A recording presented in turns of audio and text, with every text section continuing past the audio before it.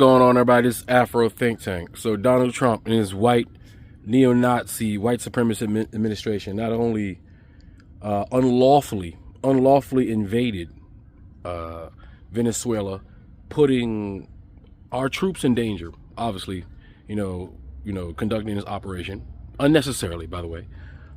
They've actually captured Maduro, the president of the country, because I guess white supremacy in America says that, whenever they don't like somebody, they go in their country, their sovereign country, and they take them away. They remove them from power. You see, I want everybody to pay. This is a teaching moment, because you always wondered how Africa got destabilized. How did we African Americans end up over here? Well, I want you to watch today's example and see that these people have never changed. They're still using their ships, going off the coast of countries that they have superior firepower over, firing their weapons from a safe distance to destroy infrastructure built by those people, and dismantling their leadership. And then, more than likely, placing a leader that will do the business that American corporations and Jewish corporations and European corporations want them to do. That is, give them access to that vast oil wealth Venezuela has, because Russia done cut them off. Because Africa is cutting them off. You see, now that Africa is keeping their own shit, the white Western world is like, damn, we got to find another place to steal. And then once Russia cut them off of their shit, they're like, damn, we really need to find another place. Let's look in our local grocery market, South and Central America. The place that America has decided that no other country, no other empire, no other power, no other group of people can do business with unless we approve, unless they check in first, unless we get in our cut. And if we don't get our cut, we will go in there and remove your president. You want to know why countries are destabilized? Look what America's foreign policy is. Now, if for Big Dog Trump, right, who wanted that goddamn Nobel Peace Prize, it was laughable. He only wanted it because Barack Obama got it. That's really because a black man got it. There's another insecurity these supposedly powerful white people have. Still can't measure themselves up to a black man, and they continue to try, right? Not only do we got this guy starting wars and shit, what are you going to do with the Venezuelans that's in the country? You see, most of the Latinos here are Venezuela, where I'm from, Maryland. So because you're attacking their home country, are you going to start being suspicious towards Venezuelans that do anything? Are you going to start saying that they're working for the criminal terrorist country of Maduro, of Venezuela and Maduro?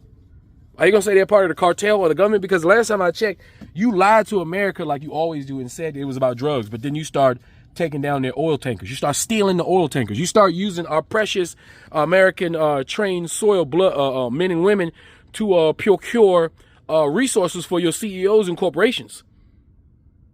You're putting them in harm's way while killing hundreds and hundreds of innocent people, whether they be Trinidadians, whether they be Venezuelans, or anybody on a fishing boat. You just go and you old analog white people are so outdated that you think you can come on a TV and be like, yeah, they got weapons of mass destruction. How do we know? Somebody told me. Let's go invade. Oh yeah. They did Pearl Harbor. Yeah, we didn't see them coming at all. There's no way we saw, even when we get radar, we didn't see them coming at all. Yeah, they attacked us. Yep. Let's go ahead and enter World War II. Yeah. Oh, they hit a cruise ship that just happened to be in the middle of the goddamn Atlantic Ocean with only Americans on it, even though it was a British cruise ship. Yeah, killing a whole bunch of Americans. Let's enter World War I. I mean, come on, man. They've always found a reason to get us into war. Why? War is money. Huh? The military-industrial complex wants money. War is what's necessary for these companies to make money. They spend all these years and millions of dollars making more white weapons that can kill more people more efficiently, and they want to sell those things. And since America doesn't allow these corporations all the time to sell it to other countries, America says, well, we'll be the only buyer, and we'll make sure we use them so you can keep on manufacturing them. How about that? All right, we'll start a new goddamn war. Oh, yeah, and Donald Trump, he needs a war. He needs you guys. He needs a war. Oh, yeah, back to these Venezuelans. So when a Venezuelan does anything, if he walks across the street, not on a crosswalk, are you going to arrest him as a terrorist, as a spy? Are you going to have internment camps? You're going to start rallying up Venezuelans, I mean, you're already rallying them up anyway with your clandestine ICE military force, with a bunch of unqualified, fat, local, bald, fucking police officers who can't chase nobody. And you just gave them a federal title and shit and gave them all this power they don't deserve. Like, what are you going to start? So, do you know what Venezuela look like? Are you going to attack all Latinos because they all look Venezuelan? Huh? Is that it? Now all Latinos, Mexicans, they all Venezuelan now, right? So we need to be harsher in America because who knows? Maybe they'll commit an act of terrorism, to support of their country, to support of the drug cartel. Because apparently, I guess the military base over there was pushing the drugs. I guess the president was the head of the cartel. How come he ain't got no smoke for the real cartel in Mexico? And if you care so much about a dictator, you're gonna say, "Oh, I'm liberating these people." Why don't you go keep that same energy with Putin? Huh? You so tough with a little Venezuela that can't do nothing, but you can't go ahead and do nothing on these big boys, huh? Yeah, go to Africa and do that shit. See what happened, right? Yeah, you went there, you helped not. We know what that is. I know what that shit was in the north, right? Nigerians been wanting you to do that shit. Y'all did it one fucking time, and I ain't heard nothing since. Y'all not consistent, right? Y'all should have did. If y'all should have spent your money, go back to Nigeria and blast them goddamn Arabs in the north. Go do that shit. At least you get something out of it, all right? That's some goodwill shit. All right, this Venezuelan shit, nah.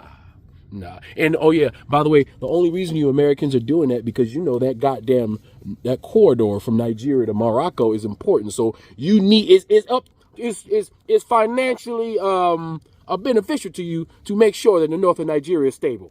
All of you white Westerns, even though you guys are the ones who destabilized it, but now you need that motherfucking oil because Russia cut your motherfucking ass off. You need that Nigerian oil and that pipeline to go straight to Europe because y'all starving out there in Europe.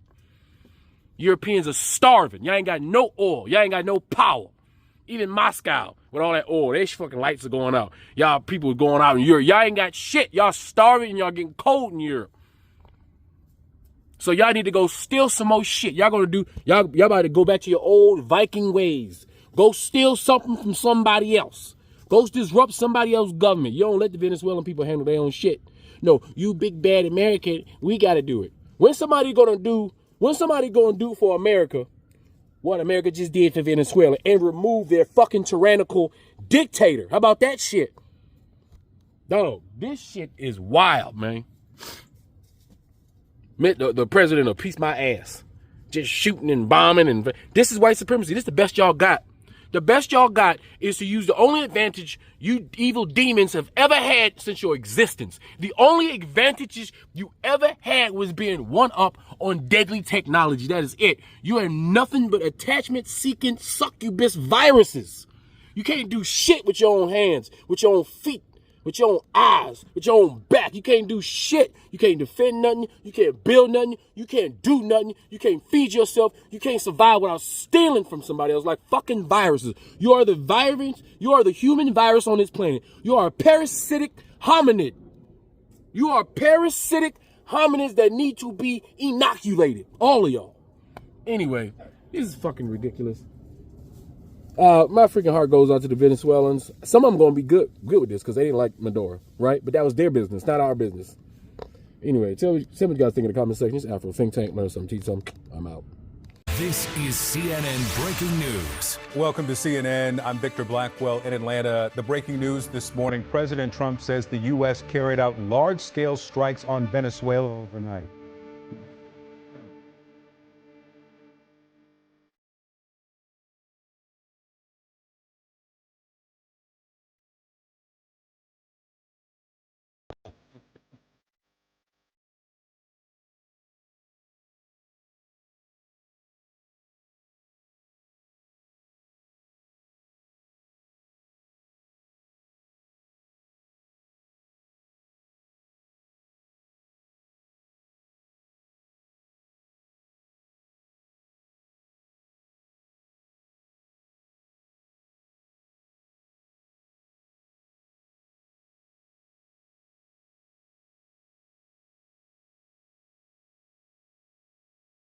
Now, it's quiet in the capital of Caracas just hours after the strikes, but earlier explosions rocked Venezuela, knocked out power, and sent people running outside.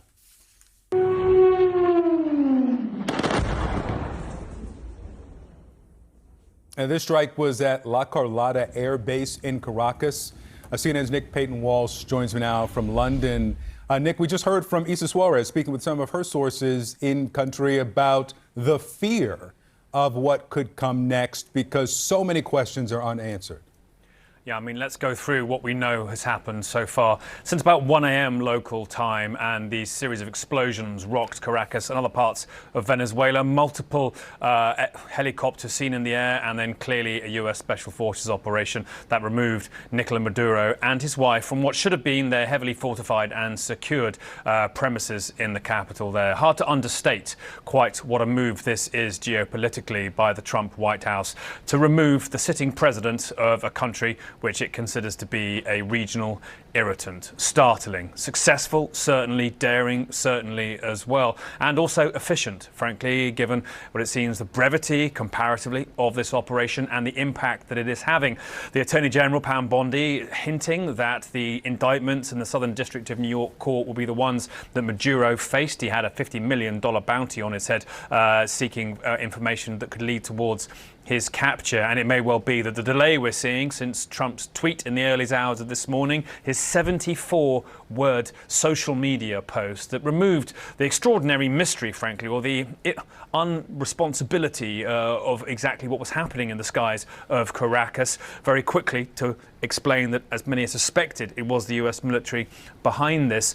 It now appears that potentially the delay may be about transferring Maduro inside American soil for when President Trump addresses the nation about this move, extraordinary as it is. But I think once perhaps for Trump allies, the exhilaration of removing Maduro, who has been an authoritarian dictator behind violence against protesters and opponents for 13 years. Once that fades, the hard questions now must be answered about what to do with Venezuela's crippled economy. That has been the reason why Maduro has needed to be authoritarian, the mismanagement of basic things like inflation foodstuffs that permeates that entire country. What happens now to Venezuela's military, heavily hit during this brief series of strikes? Should point out the explosions we've been seeing in these videos, utterly alien to life in sleepy, peaceful Caracas, will have terrified the millions who live there. What is the likely course for Venezuela's political elite? Is indeed Delcy Rodriguez the successor? Does she immediately seek a détente with the United States to prevent a similar abduction in the middle of the night occurring to her? These are all urgent questions, and I think the key thing here is for the United States to have planned for the aftermath of Maduro with the same efficiency, detail and resolve as they clearly planned his capture and abduction. The US military, very good at this sort of thing, be it bin Laden in Pakistan, Zawahiri, the Al-Qaeda leader in Afghanistan, Maduro, a man with lesser charges against him in Venezuela, but they fail repeatedly in what comes next. And I'm sure many in Venezuela will be deeply hoping that they now see some sort of future ahead of them where their economic and political problems become part of the United States focus and they're not just left to see further collapse. A reminder, the United States, particularly the Trump administration, wants to see many of the hundreds of thousands of Venezuelans on US soil go home. And perhaps a calm and prosperous Venezuela would permit that to happen at a faster pace. But we are today in unprecedented territory. In Moscow and Beijing, they will be looking at how their ally, Maduro, is suddenly whisked away from a place where he should have felt security of diplomacy, of the international world order. He may now soon be in a New York courthouse to face drug charges. Yeah, Russia, as I said a moment ago, is now asking for immediate clarification on the U.S. claims that it has captured Maduro. They'll probably get that. Yeah. Nick Payton-Walsh, thanks so much. Joining us now is CNN senior White House reporter Kevin Liptak. Kevin, again, we're going to hear from the president at 11 a.m. Eastern, 3 hours from now. But I understand you have some new information about how this unfolded. What do you know? Yeah, and what we understand is that the president gave the green light for this operation several days ago. That's according to people familiar with the matter. It was carried out by the elite Delta Force in the U.S. Army. That's the same group that captured Abu Bakr al-Baghdadi some years ago. So a highly trained a force that went in to capture Maduro. They were tracking his location with the assistance of the CIA. And we know that the president had authorized the CIA to operate covertly inside of Venezuela, some weeks ago. We saw some of what they were doing just this week when we learned about that strike on a dock facility that the president said was transporting drugs. But now we're getting a fuller picture of what precisely that agency was doing there. Now, the goal here is to try Maduro on U.S. soil. We've been hearing that from officials. We just heard it explicitly from the Attorney General, Pam Bondi, who is citing that indictment in the Southern District of New York that was filed back in 2020. There was this bounty on Maduro, and what Bondi says is that both Maduro and his wife will soon face the full wrath of American justice on American soil in American courts. But to be sure, there are plenty of questions here being raised by members of Congress. It does not appear as if the Trump administration briefed, the relevant lawmakers or the relevant committees before taking that action. And this morning, it appears that the Secretary of State, Marco Rubio, has been on the phone talking to senators to discuss some of what happened. And some of them are revealing a little bit about their discussion. Mike Lee, the senator from Utah, said that the strikes that occurred in Venezuela were intended to protect the U.S. personnel who were capturing Maduro, that the president was relying on his Article II authority, essentially his authority as commander-in-chief to conduct foreign policy, to carry out these strikes. And I think most critically, what Rubio told Lee was that he anticipates no further action in Venezuela now that Maduro is in U.S. custody. So this appears to be it for now, what we've seen overnight. This is really the culmination of this months-long pressure campaign.